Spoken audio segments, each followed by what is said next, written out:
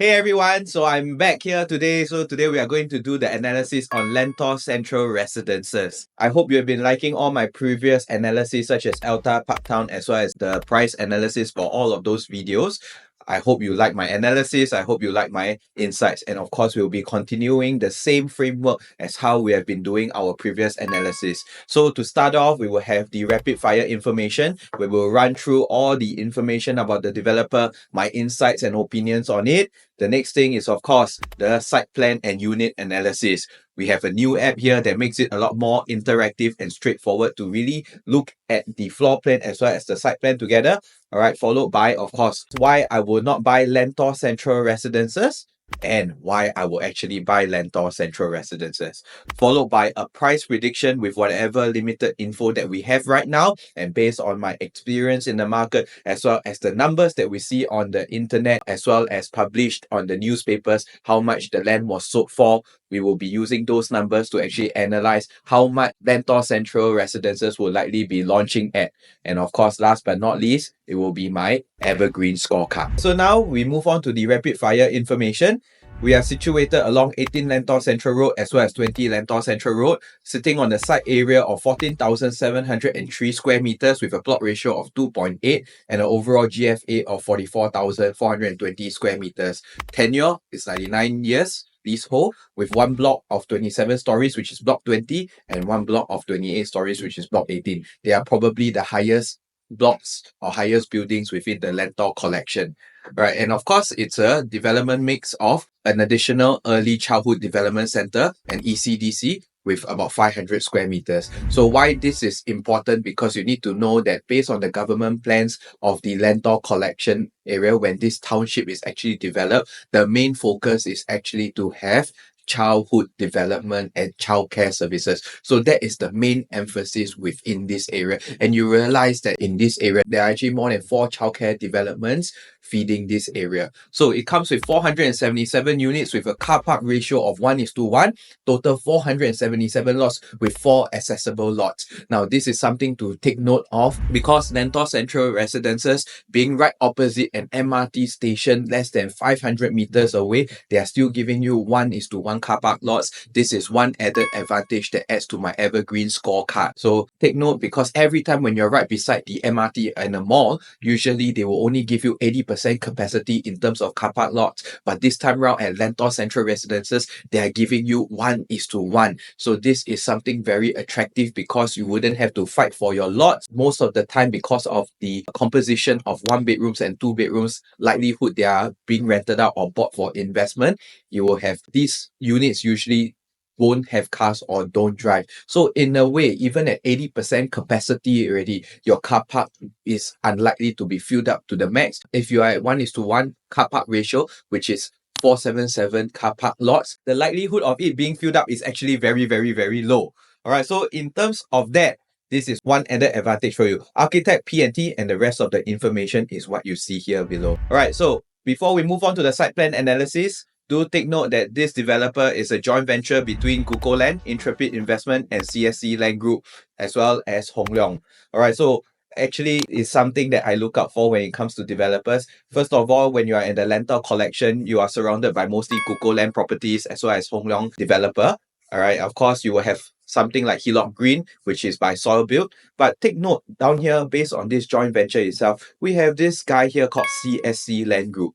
Okay, why this impresses me the most is because if you go and look back at their past track record, actually CSC Land Group is somebody or is a developer that really focuses on building very beautiful landscaping, and they have this very practical and awesome layout whenever it comes to site planning. Right? Why do I say that? Is because you can take a look at their past track record such as Twinview, such as Verdale. These 2 developments are actually by CSC Land, and if you go and look at their site plan as well as their landscaping, it is beautiful. It's always filled with a lot of greenery, a lot of lawn space. If not, it's a very well-planned pathways for residents to actually carry out their family activities. Very generous size clubhouse. If not, it's a very generous size pool that is very, very ideal for homestay living. And that is what we are going to see at the site plan. So now moving forward to the site plan analysis. as what we see down here, based on the developers Kukoland as well as CSC, as what we can see here, their emphasis on the site plan planning is very, very awesome. You can see based on CSC and their past track record of Verdale as well as Twinview, they are also bringing the winning formula into Lentor Central Residences itself. Very nice greenery, very spacious pathways, very lovely facilities, as well as the emphasis on pools. Every block, whether front or back, will get the pool views or pool facilities. But most importantly, the developer is also being very thoughtful whenever it comes to landscaping. They put the tennis court right on the far left corner to avoid any disruption, as people will always say face tennis court, that kind of layout cannot buy. But in that sense, none of the units here except step 12 actually gets a little bit of the tennis court view. But other than that, they try their best to minimize the disruption and the disturbance from this particular amenity. But as once very influential YouTuber always says, having the tennis court is a huat kueh. So in that sense, I truly agree with this point as well, because if you look at the predecessor such as Hillock Green itself, it does not have a tennis court, and it does bring a little bit of concern to the consumers who bought Hillock Green. But is it a deal breaker? My answer is definitely no, right? It all still boils down to the site plan as well as the layout, and most importantly, the entry price. All right, so now we look at the site plan itself. You can see this is the breakdown of the dimensions, a good setback of 14 meters between the block and the perimeter of the development. What I really like about this development as a consumer myself is also the cascading blocks layout on the site plan. This is a very thoughtful thing from the developer because they try their best to minimize blockage of views. So on top, facing the top part will be, of course, naturally facing the Hillock Park. And like what I said, out of the 5 projects that are in Lentor itself, only 2 of them, which is Lentor Central Residence as well as Hillock, has the widest frontage of the park view. And this is the one that will give you your competitive advantage compared to the other developments in this area. So if you're gunning for the 3 and 4 bedrooms, they are all mostly situated on the park view side of things. We have stack 13, 14, 15, 16, 8, 9, 1 and 2. And then of course, facing behind, right, which is stack 12, 11, 10, 18, 17, 7, 6, 5, 4 and 3. They are currently facing an empty land parcel, which is already zoned to be residential, just that the site has not been sold yet. Right, so on your right, you will have Lentor Modern, which is totally out of our line of vision for Lentor Central Residences. We are based on how the block is situated and positioned slanted, it will look onto the empty field, which looks at the landed that is located right behind this empty field. We don't know when the land is going to be sold, but do expect your views to be blocked once the land is sold and the new building comes up. All right, so to be safe, I would definitely say buy the ones facing the park view, depending on the price they launch and the premium that they put onto the park views. Moving forward, you will see the dimensions down here. Like what I mentioned, I like the cascading effect of the 2 blocks. And the most important part, because the developer is CSC, their site plan planning is one of the top notch in terms of the industry, and you can see they like to place water features at the front and the back of blocks, especially block 18 itself, where in front you get a pool, as well as behind you get a pool feature as well. For block 20, that's where your standard lap pool is. Basically, whether is it block 18 or block 20, you will still get pool views. So block 18 itself, with stacks 2, 1, 9 and 8, you actually get the best of both worlds of a pool view as well as the park view itself. Kind of cool, depending on the price that they are launching at. In terms of site plan, with CSC running the show, I think we are going to get a very nicely distributed site plan. Very good and very ideal for sustainable living, comfortable dwelling, in line with URA's vision. So now let's move on to the unit layout analysis, where we identify for you what are the layouts that you should look out for and what are the layouts that you should be avoiding. So now we start off with the 1 bedroom unit. So as we see from here, this is the new PropNext app that is very interactive. I have the site plan with all the units available for us to see, and most importantly, this makes our life at during the ballot a lot easier. Otherwise, we will be having three things: the site plan, the floor plan, as well as the tower view, which makes it very difficult to navigate. Now we have it all in one, and we're going to use that today to help you break down the layout. So if you look at the one bedroom itself, we have the 463 square feet, which is stack 11 and stack 6, which currently faces the empty land space. Alright, because of how the buildings are situated and slanted, it looks at the current empty field followed by the landed behind.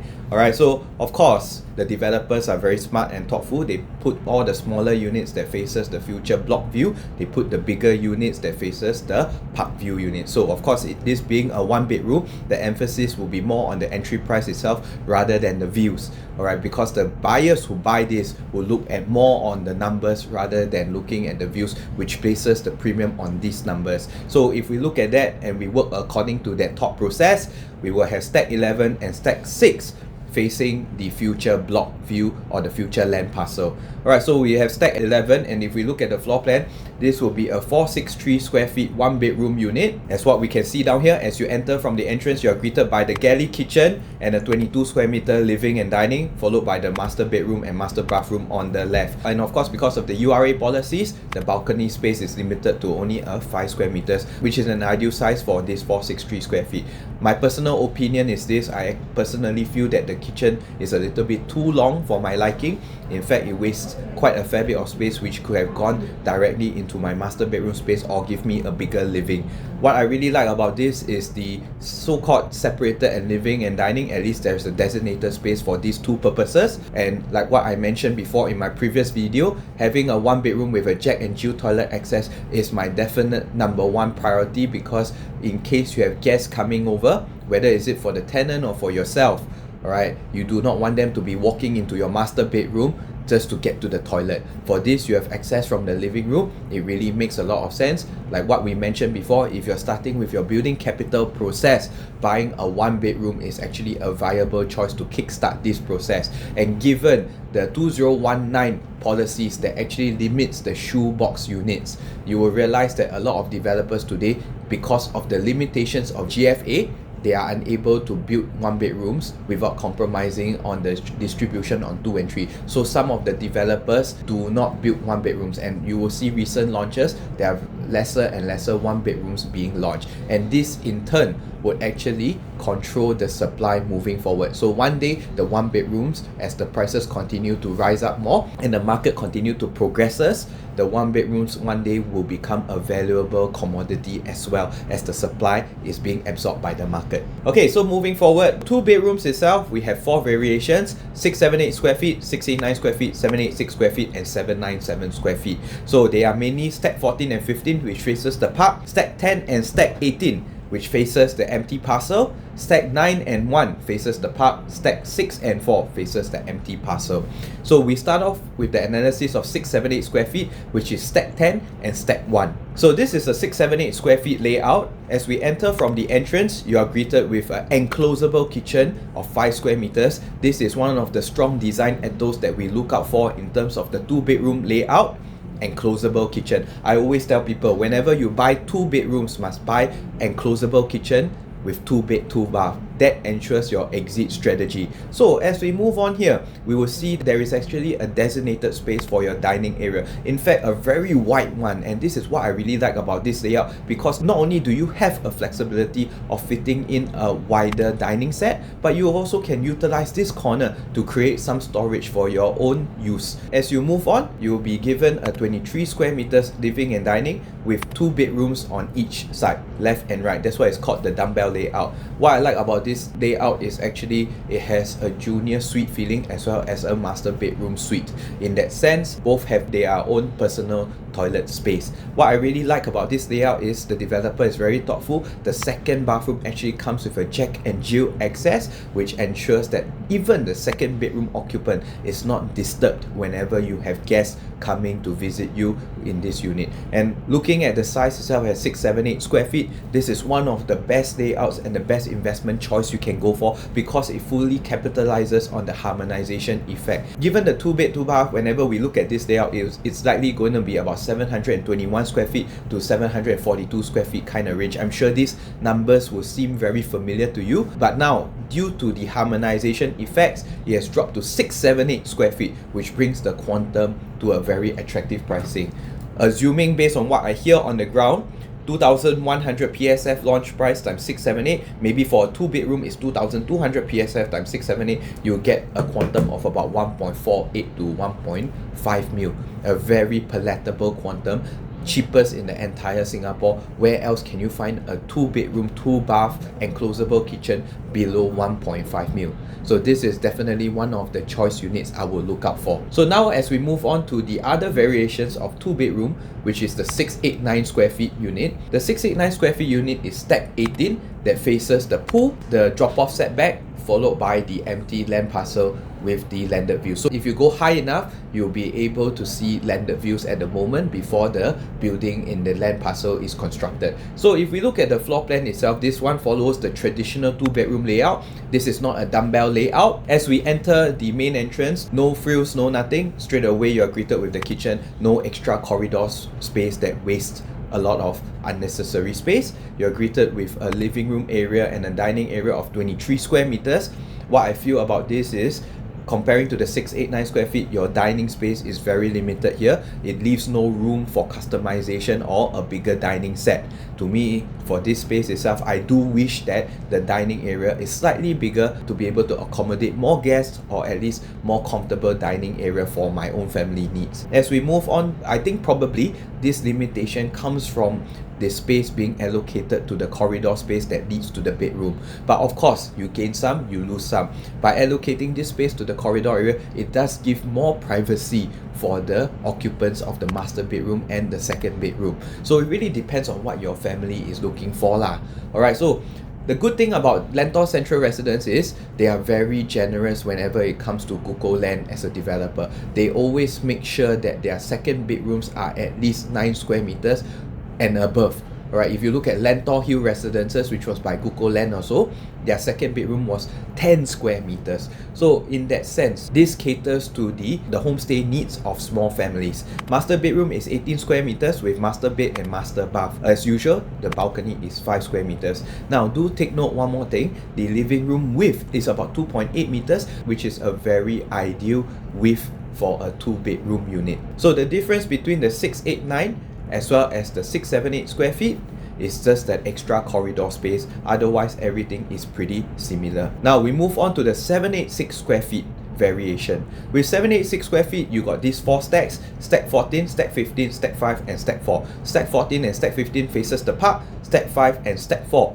faces the current empty plot, which is the empty parcel right now. So stack 14 and stack 15, depending on what price that they launch at, we will need to assess whether is it worth it to pay the premium for the park view. Because like what we say, having a good park view facing actually ensures exit strategy and ease of resaleability. But again, really depends on the entry price, because people buying 1 and 2 bedrooms are mostly mainly for investment. So if we deep dive into the layout and the floor plan, the 786 square feet is a dumbbell layout. First of all, after entering the entrance, you are greeted with a 6 square meter enclosable kitchen. Good, very good. As we move forward, a study of 6 square meters, a designated dining area and a living area of 25 square meters, 2 bedrooms on the left and right, dumbbell layout with 9 square meter on the second bedroom and 17 square meters on the master bedroom with the master bath. Balcony space, 5 square meters. Very ideal for homestay living. In fact, this is if you are in a very tight budget scenario, small families can actually consider this layout being at 786 square feet, because you can also use the study as your storage space, or you can use the study as a room for the helper. Now we move on to the next variation, which is the 797 square feet. So 797 square feet, there's a slight difference down here. So 797 square feet, they are mainly stack 9, only 1 stack, total 27 units available. So 797 square feet is the one that faces the park, the most premium 2-bedroom, the largest one with the best facing the park.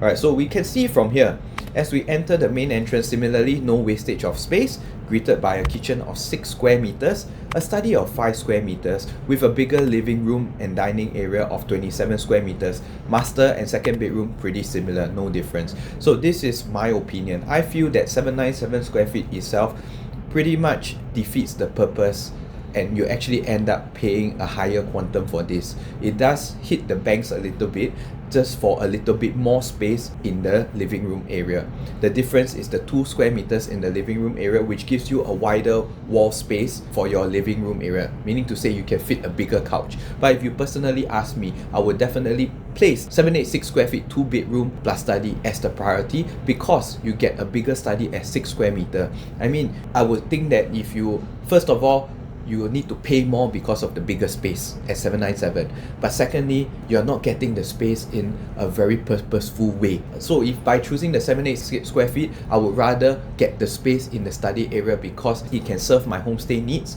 of having a bigger storage or a bigger room, or even double up as a 3 bedroom compact in a way.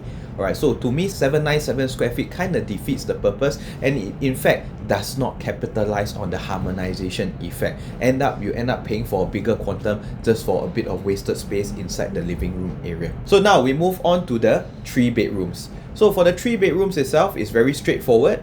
So 3 bedrooms itself, we have the 915 square feet, which is your 3 bedroom compact, as well as the 1076 square feet, which is the 3 bedroom premium. So we deep dive into the 915 square feet. They are mainly stack 12 and stack 7, which faces behind the empty plot of land, which means your view in the future will be blocked. But let's deep dive into the layout, because to me, this is actually one of my first choice units for the 3 bedrooms, assuming you are working on a tight budget scenario. So we have the 915 square feet layout down here. As we enter the entrance, there is some form of wasted space down here, but it's okay, because this little bit of wasted corridor space, the developers still managed to give you a very efficient layout. A 32 square meter living and dining area being able to fit a 6-seater dining set, followed by a 7 square meter enclosed kitchen. Beautiful. Followed by a 32 square meter of living and dining. The key thing to take note of is this, the width of the living room. They are giving you, as always, Google Land always gives you a 3 meter wall to wall distance,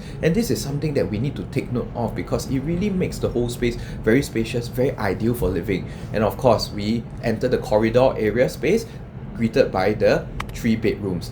Bedroom 3 at 9 square meter, bedroom 2 at 9 square meter, as well as the master bedroom at 18 square meters, together with the master bath and the bathroom running in parallel at the corridor space. 915 square feet, and able to provide such efficient layout. This is the choice unit you should be looking for, because this layout truly capitalizes on the harmonization effect advantages. Why do I say that? Is because if you look at the entire market right now, based on my previous videos that I mentioned before, the 3 bedroom compact variations is very limited in the entire market right now. To be able to find a 3 bedroom compact below 2.2 million, you're only probably left with 1 or 2 projects in the entire Singapore.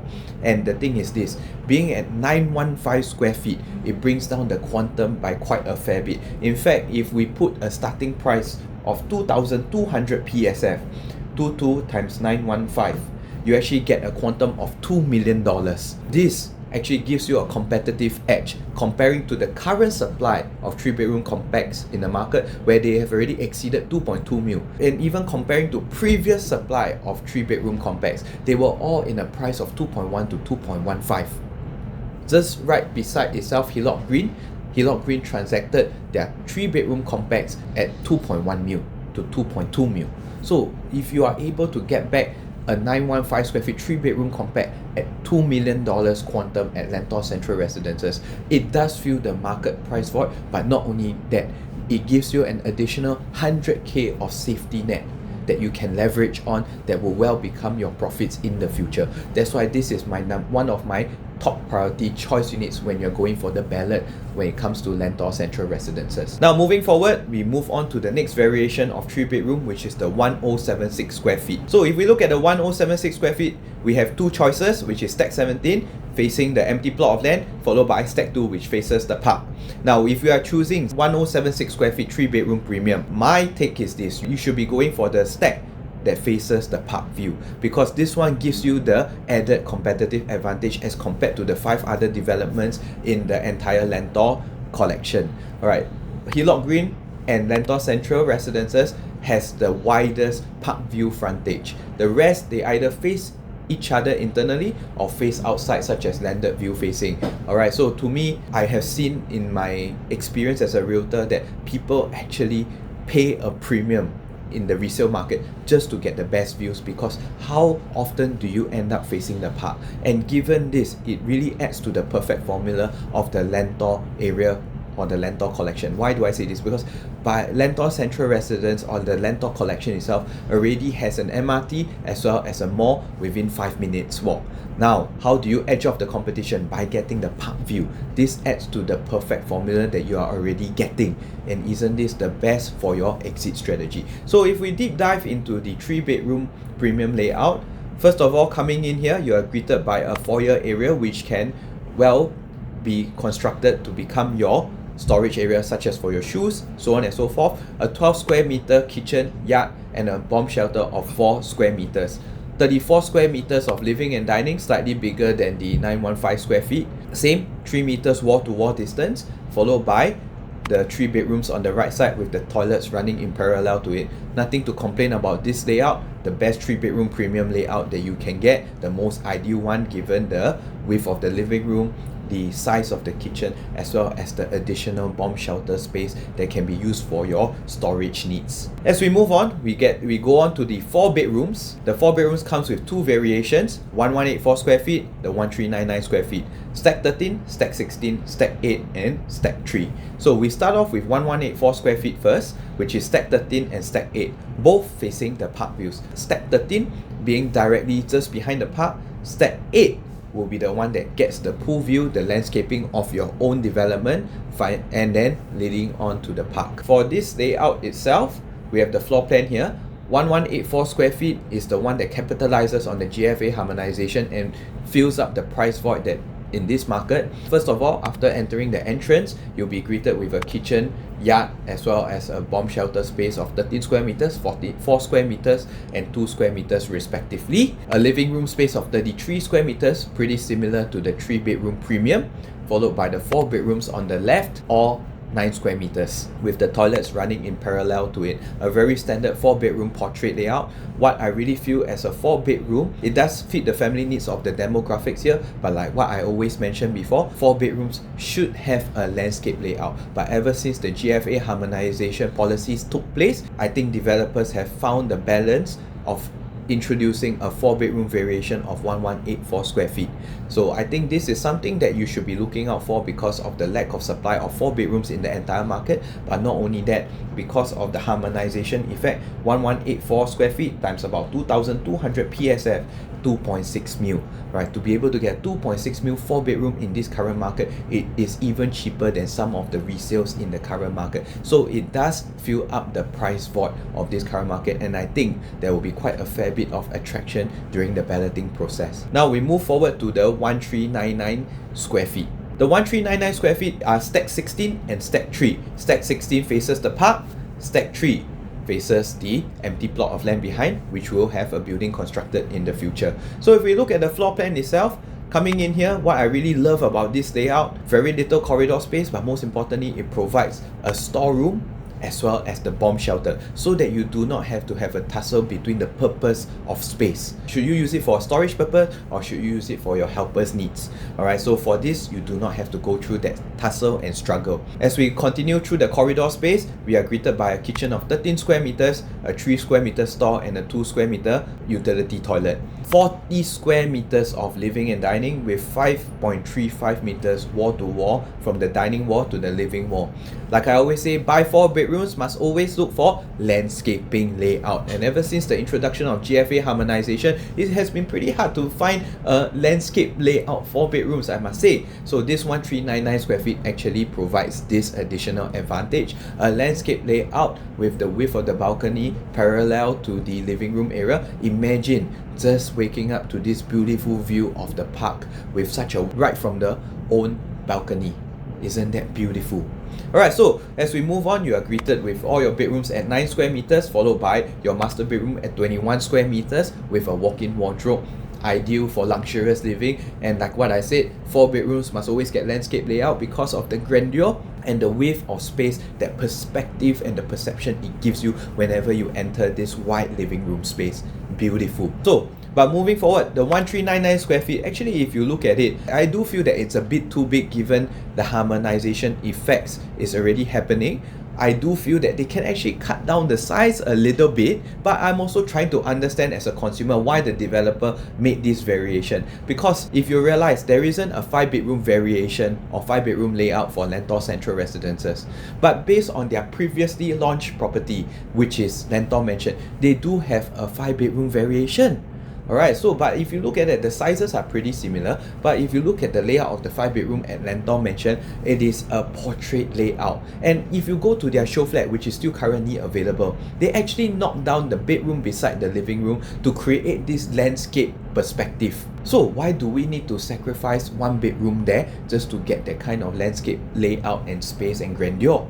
So I think the developer learned from their lessons and created this 1399 square feet in replacement of the 5-bedroom, where they give you a very generous size living and dining landscape layout so that you do not have to compromise any of the bedroom or reconfigure the space.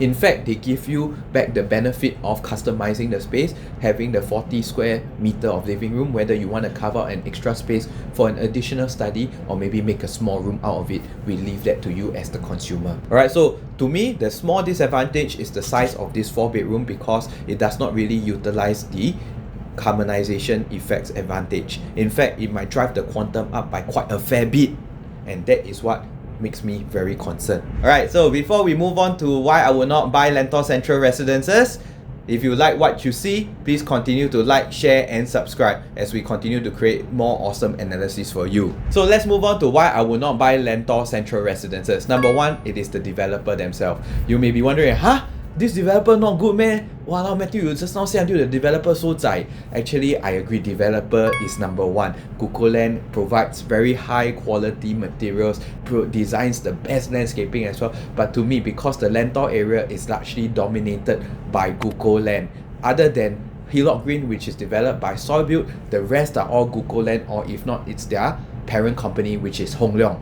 So nothing wrong about that. It is a good thing because in a way, it keeps the area uniform, it keeps the area's quality up. But the thing is this, if you are the developer yourself, you have to be accountable to the previous consumers who bought from your previous projects. Even if you bought the land cheap in a way, alright, you still need to price higher because of this interest of being accountable to your previous buyers who bought your previous projects, especially they are all side by side in a similar location. So this is a very questionable scenario, whether will they, because of this, price higher just to stay accountable to their consumers, right? When actually they could have actually sold the units cheaper. So that's my number one, why I will not buy Lentor Central Residences. Number two, the school factor. I think this one is like how all kiasu parents are. Even myself, if I look at the school factor, it does have a school which is 1 kilometer to Anderson Primary, which is not a bad school. It is a good school, but there is always one better school, which is St. Nicholas Girls' School.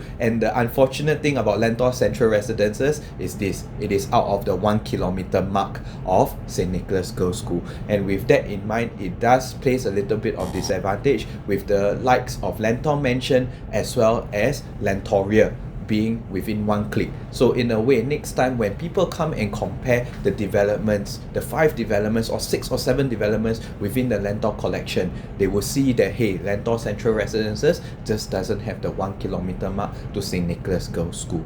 So with that in mind, that may actually be a disadvantage for my exit strategy. Number 3, why I will not buy Lentor Central Residences: the possible oversupply. Take note, if you look at the pipeline of completion, Lentor Modern will be the first one to complete, followed by Lentor Hill Residences, followed by Hillock Green, followed by Lentor Mansions and Lentoria, all within 1 year apart, starting from 2026/2027. Meaning to say, every year there is a new supply of resales coming out. If I am a resale buyer today, when I look at the Lentor area, I would then wait for all these to TOP first so that I can have a variety of choices to choose from. And with that in mind, that may actually affect my exit strategy if I buy into the Lentor Central Residences. Alright, so now we move on to the why I will buy Lentor Central Residences. Number 1, supply. Alright, so as many people may think that actually the Lentor area supply has an oversupply because of more than 5 projects appearing in the area. But actually, if we look at it, the total number of units in the entire Lentor collection based on the current Lentor lands are sold, we total have 2938 units including Lentor Central Residences. Actually, 2938 doesn't sound like a lot, right? Why do I say that? Because based on the current unsold inventory in the entire Lentor collection, we are only left with less than 10% of the supply, meaning to say there is actually a pent-up demand given the many years that there hasn't been a new launch in this area. The last new launch was actually Panorama, which was actually about 2013, about close to 10 years ago. And over the years, the societal progression has happened. The Ang Mo Kio HDBs, the Yio Chu Kang HDBs have in fact crossed more than $1 million for many of the transactions. And this created a pent-up demand because these upgraders have no other places to go. But the introduction of Lentor itself has actually solved this problem so that the societal progression can happen, the upgrading asset progression can happen. In fact, you see many of the buyers of the Lentor collection properties actually comes from all these upgraders. Here's the heat map of the buyers that come from the respective district. Another pattern you will realize is a lot of the buyers that is coming into the Lentor area is actually from district 19 and 20, which is the Sengkang Punggol area. Now, these are very smart people. You should follow their thought process and their decision making process. Why do I say that? They actually come from an area that had previous transformation, and in fact the government is learning from the lessons of the previous transformation, which is the Punggol Sengkang transformation, and they are bringing the blueprint onto Lentor area itself, because Lentor itself is the new satellite township transformation that the government is currently focusing on. And who better to follow than these people? Because these people have already experienced the whole process. They have reaped the fruits of the transformation that has happened in the Punggol Sengkang area, and today they are selling their properties in Punggol and Sengkang to actually upgrade into this area, which is the next transformation that the government is focusing on. Who else better to follow than this group of people who has once experienced it before? In fact, you might actually be afraid that the oversupply may happen in Lentor area and you may have a bit of competition. But is it the first time that we see such huge clusters within the township? Actually, it's not the first time. In fact, here I have a chart or a diagram that shows you the clusters forming in the East Coast region, Woodleigh region, Pasir Ris region, Hougang, as well as Flora Road. You will see East Coast having 4691 units. You will see Woodleigh and Putong Pasir having 5663 units within such a small area, exactly simulating the same scenario as what we see in the Lentor area. We have Pasir Ris 5788 units, Hougang 6029 units with the likes of Riverfront Residences, with the likes of Florence Residences and even Affinity. With 6029 units, today if we look at their performance, they all still made about 30 to 40%. So with Lentor being only half the number at 2938 number of units, including Lentor Central Residences, actually this supply is not overwhelming as compared to the population that is within the Lentor, Ang Mo Kio and Yio Chu Kang area. So this is one thing that I will look at. And if we look at the supply pipeline of the whole Singapore, in fact, Lentor Central is the last project for the first half of 2025 in the OCR region. Meaning to say, if you have missed the ballot of Ori, you have missed the ballot of EOK, you have missed the ballot of Chuan, and you're going to miss the current ballot of Alta and Parktown Residences, all of it you are unable to get it, then Lentor Central Residences may actually just be your final last best hope. And that is the main reason why I will actually buy Lentor Central Residences. Number 2, why I will buy Lentor Central Residences is because of the new township that is forming up within the Lentor area.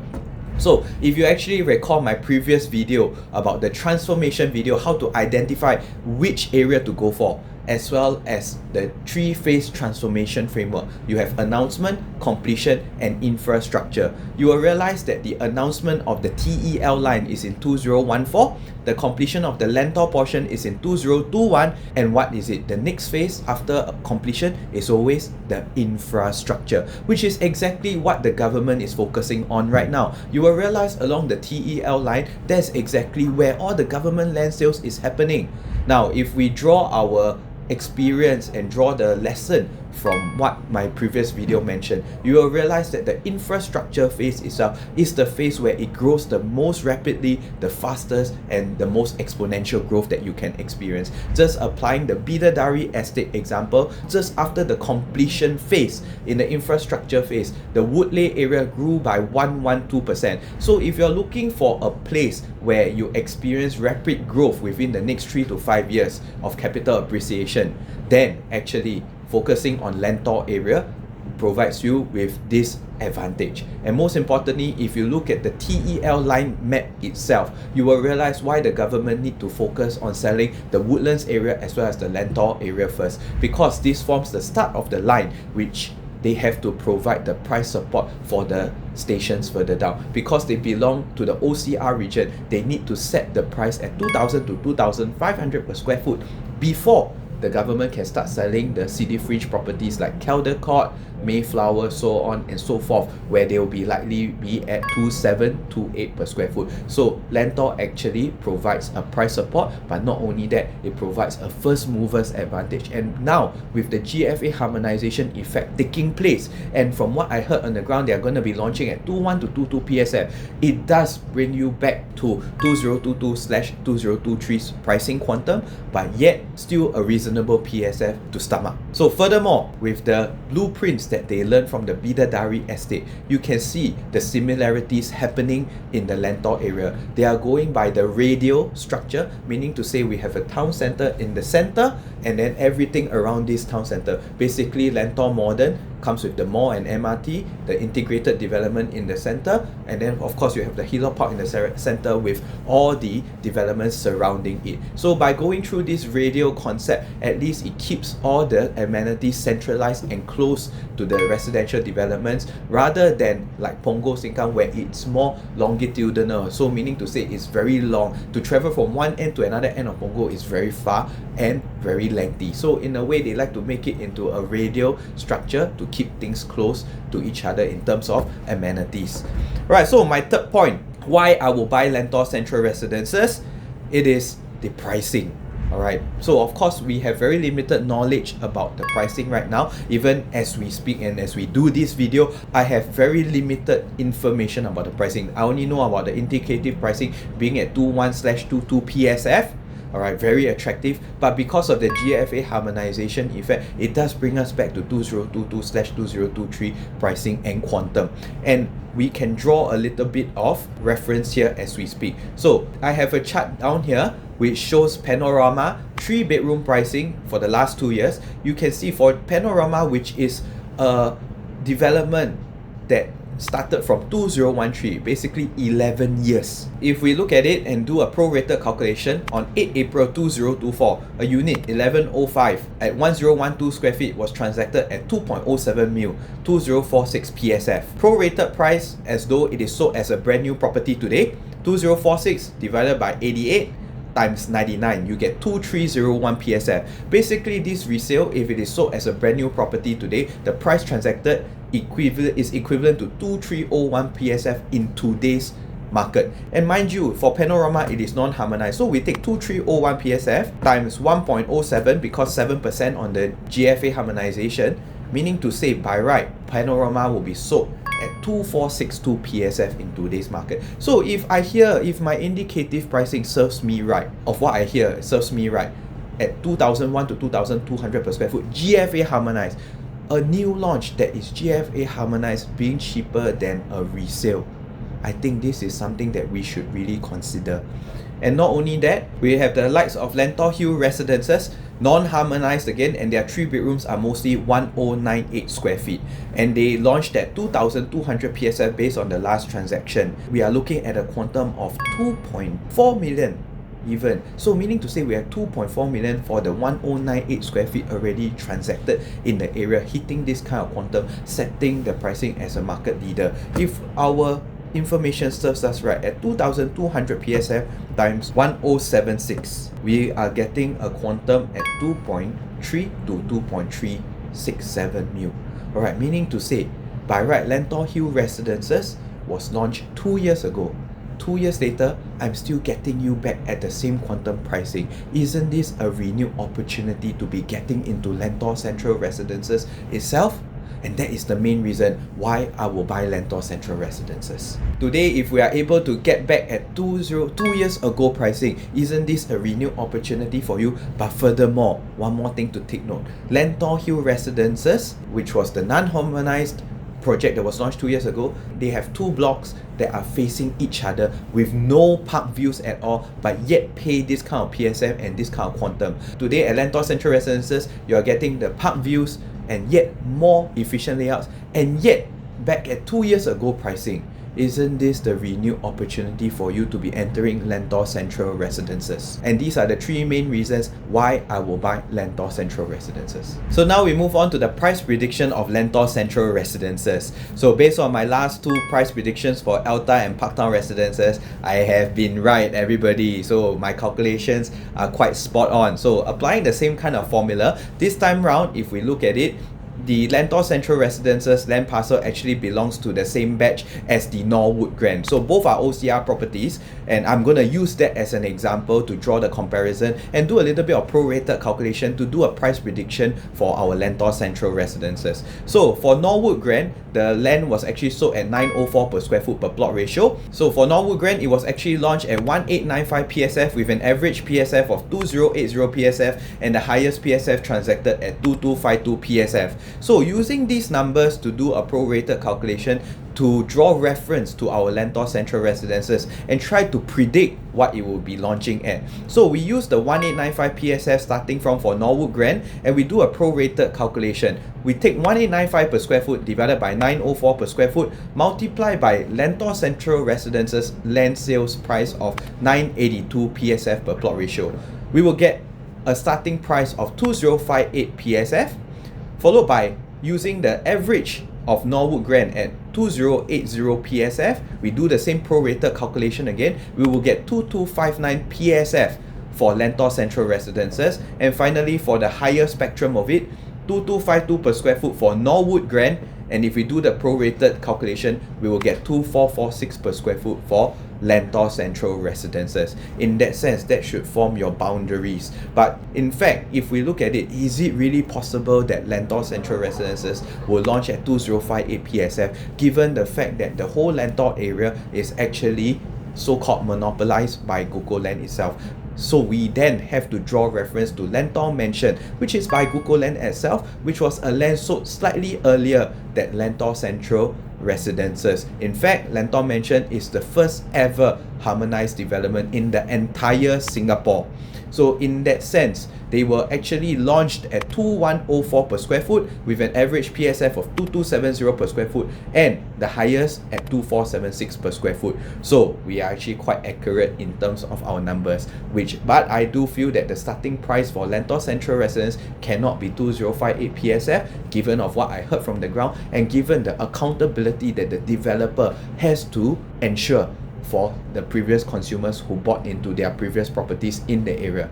So here's my take. Drawing reference from Lentor Mansion, the starting price was actually about 2104 PSF. I think they need to be higher than that. As such, I think Lentor Central Residences, we will be very, very fortunate if they are going to be launching at 2200 per square foot per se, with the average maybe at about 23 per square foot and the higher spectrum of the boundary at 2004. But take note, the higher spectrum of it is because Lentor Mansion is below 20 stories, but for Lentor Central Residences, it is a 27 and 28 stories. So in that sense, it may break boundaries to hit 25 or even 26 per square foot. So here is my take. If you are hitting about 24 PSF to 25 PSF, I think it's still okay to enter. But once you cross the 25 mark, I think it may be good for you to walk away. But unless you really like the development a lot and it caters to your own stay, with the lack of supply pipeline within the Lentor area and with the current low supply within the Lentor area of less than 10%, I think you better go for it. But do take note, it would of course take a longer holding period for yourself. So we have come to the end of my analysis. right? So I'll be giving my evergreen scorecard. Basically, I'm quite fond of the Lentor area. In fact, if I go and look at the map itself, right, Lentor is actually quite a centralized location. In fact, it is in the center of Singapore. And if you look at what the government is trying to do, and we look at the map down here, it is a good societal progression where the upgraders can come from Sembawang, Admiralty, Yio Chu Kang, and then of course we move them from the northeast region into the centralized location, which is Lentor itself. So it does give a very good sweet spot for societal progression to happen from these various areas where you see all the upgraders have a good choice to move closer to the city. Alright, so to me, I would actually rate my evergreen scorecard depending on their launch price. As time continues to roll on, I will get more information. I will do a price analysis to actually determine a more accurate scorecard. But based on the limited info I have right now, I would actually rate Lentor Central Residences 8.5 out of 10. Given its limited supply, given its proximity to the MRT as well as the mall, it is actually a very perfect formula for a good appreciation. And with Google Lens quality product as well as the layout that I see, the 9 square meter bedroom size and the very spacious living and dining, I've got nothing much to complain about in terms of the layout, and that's why I give it an 8.5 out of 10 for my evergreen scorecard, assuming the prices are ideal and not overpriced. Of course, we will give a more accurate scorecard when the prices come out in due time. I hope you like my analysis on the Lentor Central Residences. It comprises of all my personal experience as a consumer. I'm being as candid as possible to bring you a non-biased, a very neutral point of view for this analysis. So if you like what you see, continue to keep me motivated. I really appreciate you as my audience, and to see all of my audiences appreciating. Some even drop me a DM and to say my content analysis is so good and very in-depth. It really keeps me motivated. I appreciate all of you, and keep showing your support. Like, share and subscribe, and it will keep me motivated to continue rolling out more of this analysis for you. So there is not one scenario that is the same. If you would like me to cater to your current scenario, please set up a consultation with me, 9456-9398, or click on the link below, and I'll see you soon.